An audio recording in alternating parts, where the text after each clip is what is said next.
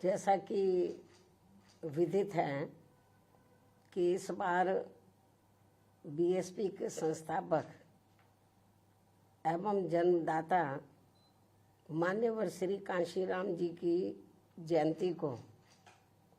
होली व अन्य त्योहारों के कुछ ही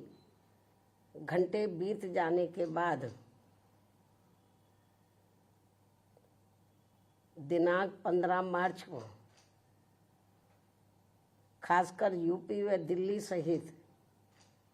पूरे देश में इनके अनुयायियों ने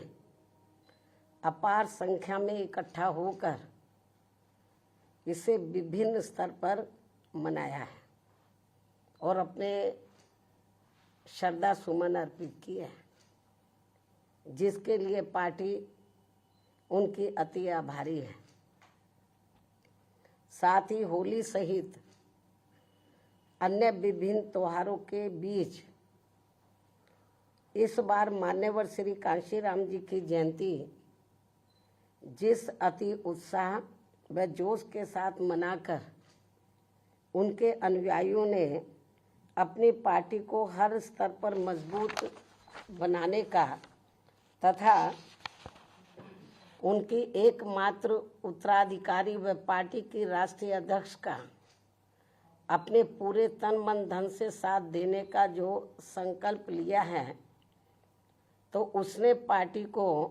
मजबूती देने के लिए मेरे हिम्मत व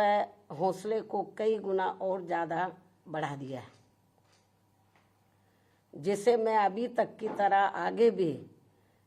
अपने जीते जी अपने व्यक्तिगत तथा भाई बहन व रिश्ते नातों आदि के स्वार्थ में कभी भी कमज़ोर नहीं पड़ने दूंगी। वैसे भी मेरे भाई बहन व अन्य रिश्ते नाते आदि मेरे लिए केवल बहुजन समाज का ही एक अंग है, उसके सिवाय कुछ भी नहीं है। इसके अलावा पार्टी व मूवमेंट के हित में बहुजन समाज के जो भी लोग अपनी पूरी ईमानदारी व निष्ठा से कार्य करते हैं, तो उन्हें पार्टी में जरूर आगे बढ़ने का मौका दिया जाएगा और इस मामले में मेरे रिश्ते नाते आदि भी आड़े नहीं आएंगे। यहाँ मैं सावधानी के तौर पर ये भी बताना चाहूँगी कि पिछले कुछ वर्षों से सत्ता व विपक्ष में बैठी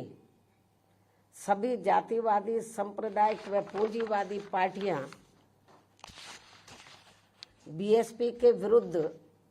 अंदर अंदर आपस में मिलकर बहुजन समाज की एकमात्र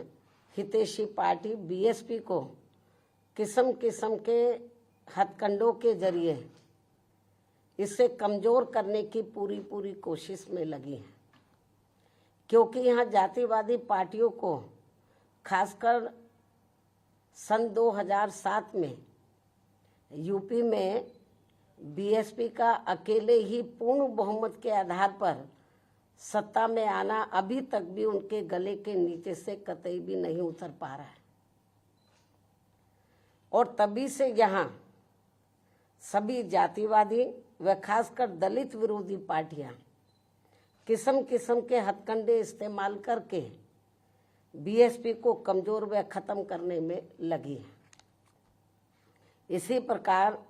बाबा साहब डॉक्टर भीमराव अंबेडकर के जीते जी भी इन्हीं जातिवादी पार्टियों ने इनके कारवां को किस्म किस्म के हथकंडे इस्तेमाल करके उसे कमज़ोर व ख़त्म करने का पूरा प्रयास किया था, जिसे बाबा साहब ने व बाद में मान्यवर श्री कांशीराम जी ने भी इनके मंसूबों को पूरा नहीं होने दिया है। और अब मैं भी अपने बहुजन समाज के बलबूते पर इनके इस मंसूबे को किसी भी कीमत पर पूरा नहीं होने दूंगी। ये मेरा पार्टी के लोगों को वायदा है, जिसके लिए मुझे अपने बहुजन समाज का हर स्तर पर साथ मिलना भी बहुत ज़रूरी है। और अच्छी बात यह है कि बहुजन समाज पूरे तन मन धन के साथ अब मेरे साथ खड़ा है। अभी भी खड़ा है। इतना ही नहीं बल्कि दलित व अन्य उपेक्षित वर्गों के लोगों को ये मालूम है कि ये लोग यूपी में बीएसपी की पूर्ण बहुमत की सरकार बनने से पहले यहाँ जातिवादी उच्च वर्गों के लोगों के सामने,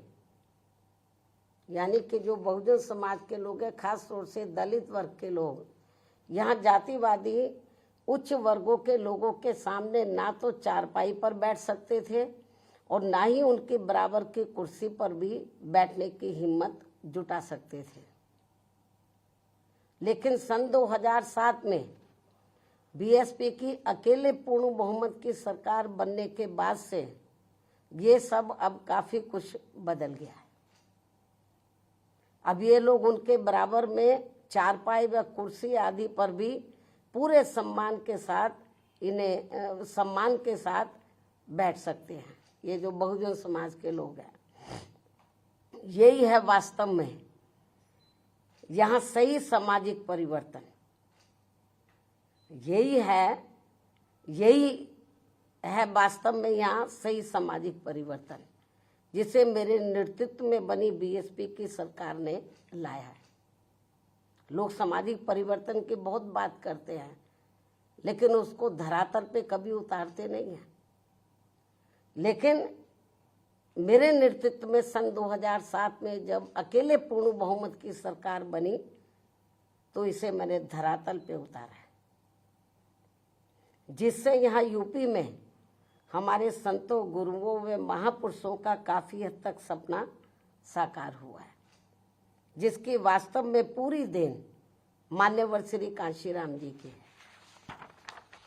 और ये सब यहाँ समाज में परिवर्तन लाने के मामले में इतिहास के पन्नों में जरूर लिखा जाएगा। इसके साथ ही बीएसपी की सरकार ने ही यहाँ यूपी में इन वर्गों के लोगों को, यानी कि बहुजन समाज के लोगों को काफी हद तक अपने पैरों पर खड़ा किया है। अपने संतों, गुरुओं व महापुरुषों को भी विभिन्न स्तर पर पूरा आदर सम्मान दिया गया है, जिसे लोग कभी भी नहीं भुला पाएंगे। लेकिन ये सब यहाँ सभी जातिवादी पार्टियों के गले के नीचे से अभी तक भी नहीं उतर पा रहा है। इसलिए अब वे इन वर्गों में से स्वार्थी किस्म के लोगों को आगे करके उनके जरिए विभिन्न नाम पर अनेकों छोटे छोटे संगठन व पार्टियां आदि बनवा के बीएसपी की इस ताकत को बांटकर इसे कमजोर करने में लगे,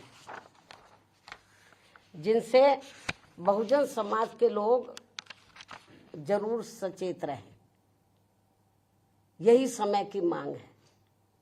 और यही पार्टी व मूवमेंट के हित में इनका सही कदम भी होगा, यदि हमारे लोग सचेत रहते हैं। इसके अलावा यहाँ मैं ये भी कहना चाहूँगी कि देश के प्रधानमंत्री बीच बीच में अपनी खुद की गरीबी का तो जरूर उल्लेख करते रहते हैं, लेकिन इन्होंने दलित व अन्य उपेक्षित वर्गों के लोगों की तरह यहाँ कभी भी कोई जातीय भेदभाव नहीं झेला है, जो ये सब हमारे संतों, गुरुओं व महापुरुषों ने समय समय पर झेला है, जिसे अभी भी इनके अनुयायी काफी हद तक झेल रहे हैं। इसलिए पार्टी के मिशनरी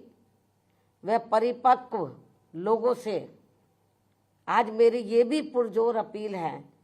कि वे ये सभी जरूरी बातें अपने बच्चों व खासकर युवा पीढ़ी को जरूर हमेशा बताते रहें, जिनको तैयार करने की भी वास्तव में सही जिम्मेवारी इन्हीं लोगों की ही है। इस उम्मीद के साथ ही अब मैं पुनः होली आदि के त्योहारों के बीच में इस बार मान्यवर श्री कांशीराम जी की जयंती बड़े जोश व उत्साह के साथ मनाकर इनके अनुयायियों ने जो उनको अपना पूरा आदर सम्मान दिया है तथा मेरे साथ साथ इनके करोड़ों अनुयायियों का भी काफ़ी हौसला बढ़ाया है, उन सभी का हार्दिक दिल से आभार प्रकट करते हुए अब मैं अंत में यही कहना चाहूँगी कि इस समय संसद सत्र चल रहा है, यह आप लोगों को मालूम है, जिसमें देश में आम जनहित के मुद्दों पर कम बल्कि अपने अपने स्वार्थ में राजनीति करने पर ज़्यादा जोर दिया जा रहा है, जो ये अति चिंता की बात है। साथ ही पिछले कुछ समय से वक्फ बोर्ड पर भी सत्ता व विपक्ष द्वारा जो राजनीति की जा रही है, तो ये भी अति चिंता की बात है। और यदि ये मामला समय रहते आम सहमति से सुलझा लिया जाता तो ये ज़्यादा बेहतर होता। केंद्र सरकार इस मामले में जरूर पुनर्विचार करे, सोच विचार करे, ये भी हमारी पार्टी की केंद्र सरकार से पुरजोर अपील है। इस उम्मीद के साथ ही अब मैं अपनी बात यहीं समाप्त करती हूँ। धन्यवाद। जय भीम व जय भारत।